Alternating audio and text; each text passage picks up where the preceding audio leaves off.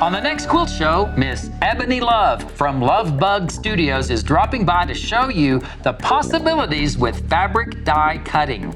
Think you know everything there is to know? Well, she says you might just be surprised. You actually put the tip of the marker into the blade and just drag it along. Okay. And it will just appear. Learn how to make the orange peel design 3 different ways.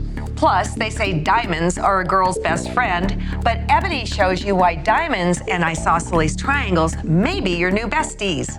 Also, quilt historian Julie Silber returns with a whole new batch of antique quilts. And this bunch, she says, is signed, sealed, and delivered. Lessons from the past and into the future.